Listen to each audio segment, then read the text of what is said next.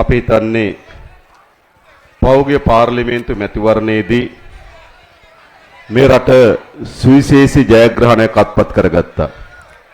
கடந்த பாராளுமன்ற தேர்தலிலே மிகவும் ஒரு இலாவகரமான வெற்றியை நாங்கள் பெற்றுக்கொண்டோம்.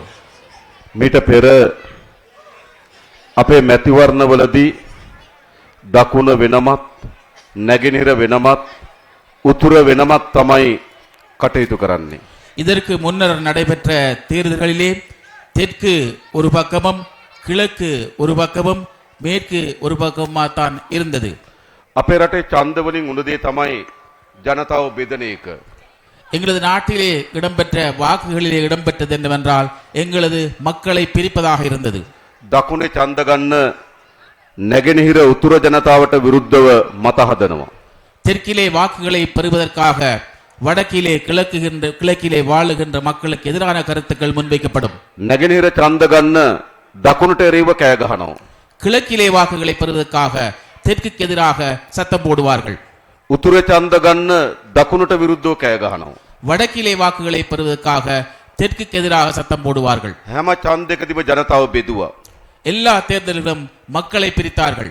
දකුණේ ජනතාව සිංහල නායකයෙ තෝරන්න, தெற்கிலே உள்ள மக்கள் சிங்கள மக்களை தெரிவு செய்வதற்கும், නැගෙනහිර ජනතාව මුස්ලිම් පක්ෂ තෝරන්න, கிழக்கிலே வாழுகின்ற மக்கள் முஸ்லிம் தலைவர்களை தெரிவு செய்வதற்கும், උතුරේ ජනතාව දෙමළ පක්ෂ තෝරන්න, வடக்கிலே வாழுகின்ற மக்கள் தமிழ் தலைவர்களை தெரிவு செய்வதற்கும் මේ විදියට රට බෙදලා තිබුණා. இவ்வாறு நாடு பிரிக்கப்பட்டிருந்தது. හැබැයි පෞගේ මහමැතිවරණදී මොකද්ද සිද්ධ වුනේ? ஆனால் கடந்த பொது தேர்தலிலே என்ன நடைபெற்றது? උතුරත් வடக்கும் දකුණත් தெற்கும் නැගෙනහිරත් கிழக்கும் ඔක්කොම එකතු වෙලා எல்லோரும் ஒன்றாக சேர்ந்து එක දේශපාලන ව්‍යාපාරයක් ජයග්‍රහණය කරා. ඒ ජාතික ජනබලවේගය. ஒரு அரசியல் செயற்பாட்டை வெற்றி பெறச் செய்தார்கள். அது தேசிய மக்கள் சக்தியாகும். කවදාවත් එහෙම දේශපාලනයක් තිබ්බද? எப்போதாவது இப்படி அரசியல் இருந்திருக்கிறதா? බෙදුණු දේශපාලනයක් තිබ්බේ. பிரிந்த அரசியல் தான் இருந்தது. පෞගේ මහමැතිවරණ පස්සේ බෙදීම ඉවරයි. கடந்த பொது தேர்தலின் பின்னர் பிரிவு என்பது இல்லாமல் போய்விட்டது. මේ සමන්තුරේ ජනතාව இந்த சம்மாந்துறை மக்கள் විශාල ජයග්‍රහණයක් ගෙනත් දුන්නා ජාතික ජනබලවේගයේ ජයග්‍රහණය කරන්න. மிக பாரிய வெற்றியை சம்மாந்துறை மக்கள் கொண்டு வந்தார்கள் தேசிய மக்கள் சக்தியின் வெற்றிக்காக.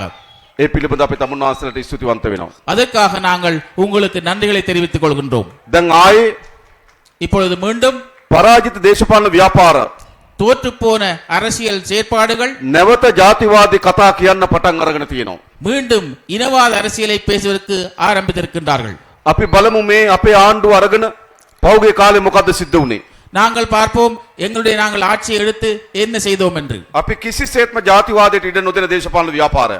நாங்கள் எந்த வகையிலும் இனவாதத்திற்கு இடம் கொடாத அரசியல் நிகழ்ச்சியாகும். අපි 103ට වැටෙනකොටත් நாங்கள் 103ஆக விழுந்த போதும் මේ රටේ ජාතිවාදයට විරුද්ධව කටයුතු කරපු දේශපාලන ව්‍යාපාරය. இந்த நாட்டிலே இனவாதத்துக்கு எதிராக செயற்பட்ட அரசியல் சக்தியாக இருந்தோம். ඉස්සර අපේ රටේ සිද්ධ වුනේ මොකද්ද? எங்களது நாட்டிலே முன்னர் என்ன நடைபெற்றது? දිගන ගැටුම් ඇති වෙනවා. திகனையிலே அங்கே போராட்டம் ஏற்பட்டது. අලුත්ගම ගැටුම් ඇති වෙනවා. அழுத்கமையிலே தாக்குதல் ஏற்பட்டது. මාවනල්ලේ බුදු පිළිම වලට පහර දෙනවා. மாவனிலே புத்தர் சிலையில் தாக்கப்பட்டது. අකුරණ කෝවිලට පහර දෙනවා. පල්ලියට පහර දෙනවා. அக்குரலில் இருந்த பள்ளிகளுக்கு தாக்க நடத்தப்பட்டது. සිද්ධ වුනේ නැද්ද? நடக்கலையா? ආයේ අපේ රටේ එවැනි ගැටුම් තියෙනවද?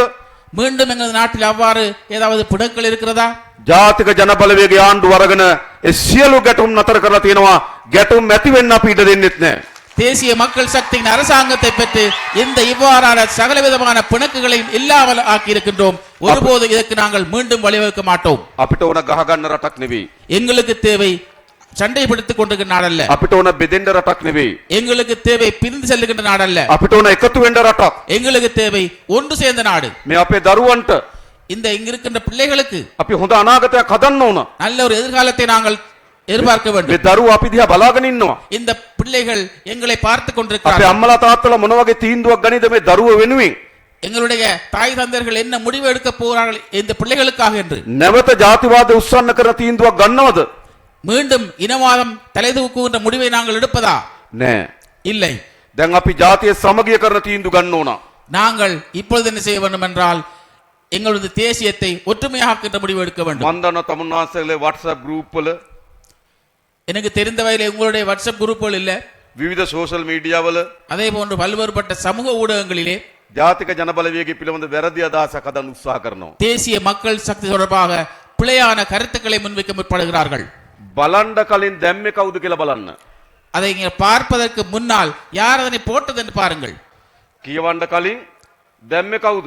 வாசிக்கிறதுக்கு முதல் அதை போட்டது யார் என்று பாருங்க. අනිවාර්යෙන් පිටිපස්සෙන් ගහක් තියෙනවා. அதுக்கு பின்னால் நாங்கள் பார்க்கின்ற பொழுது பின்னால் ஒரு மரம் இருக்கும் නැද්ද? இல்லையா? அப்படி ඒක නේද? அப்படித்தானே? එහෙම වෙලා තියෙනවා. அப்படித்தான் நடந்திருக்கு. ඇයි ආයේ ජාතිවාද ඕන වෙලා තියෙනවා. ஏனென்றால் அவர்களுக்கு மீண்டும் இனவாதம் தேவைப்படுகின்றது. දැන් මේ අම්පාර දිස්ත්‍රික්කය இந்த அம்பாறை மாவட்டத்திலே ජාතික ජනබලවේගය අපි ජයග්‍රහණය කරා. தேசிய மக்கள் சக்தியாக நாங்கள் வெற்றி பெற்றோம். මේ සමන්තුරේ ආසනය இந்த சம்மாந்தரை தொகுதியானது අපි ජයග්‍රහණය කරා. நாங்கள் வெற்றி பெற்றோம். හැබැයි මොකද සිද්ධ වුනේ?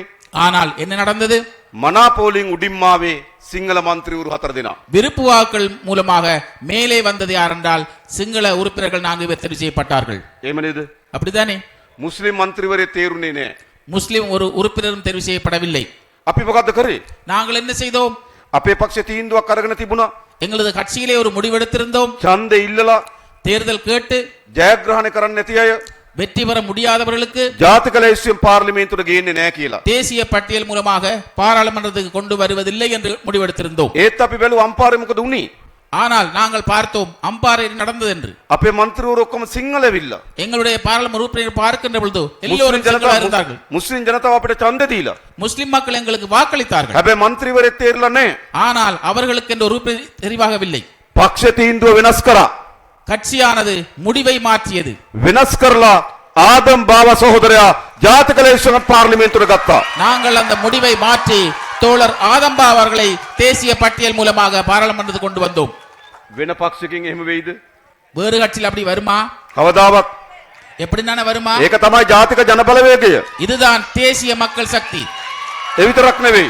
அது மாத்திரமல்ல, අපේ රටේ எங்களது நாட்டிலே විශාල වගකීම් பாரிய அளவிலான பொறுப்புகள் ඒ இருக்கு. හැකියාව තියෙන அதுக்கு தகுதி உள்ள, ඒ දක්ෂතාවය තියෙන அதன் திறமை உள்ள කණ්ඩායමට අපි බාර දුන්නා. குழுக்களுக்கு நாங்கள் பாரமளித்திருக்கின்றோம். සාමාන්‍යයෙන් පාර්ලිමේන්තු ව්‍යවස්ථා සභාව කියන වැදගත් ආයතනයක්. சாதாரணமாக பாராளுமன்றத்தில் இருக்கின்ற அரசியல் பேரவை என்பது மிக முக்கியமான ஒரு பதவியாக இருக்கின்றது. ඒකෙන් තමයි අගවිනිසුරුතුමාට අවසර දෙන්නේ.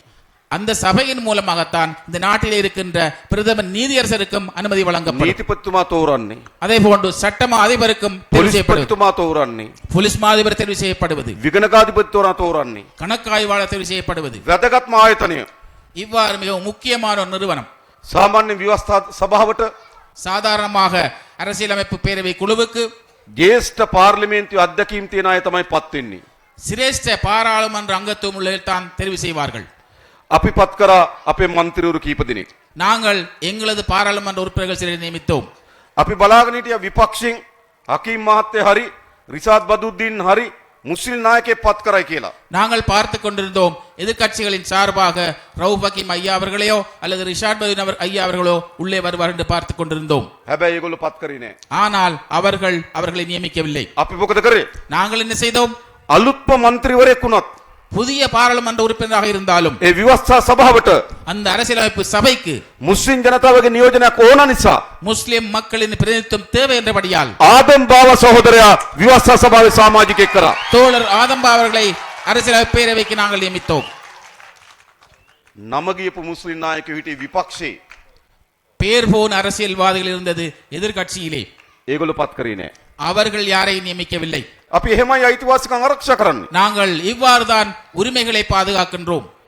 ඊට පස්සේ සාකච්ඡාවක් යනවා මෑතකදී මුස්ලිම් තරුණයෙක් අත්අඩංගුවට ගැනීම මුස්ලිම් ජනතාව ඉලක්ක කරගෙන කරලද අපරාධයක් කියලා. அதே කියනවා போன்று இப்பொழுதும் ஒரு கதை உலாவி செல்லுகின்றது.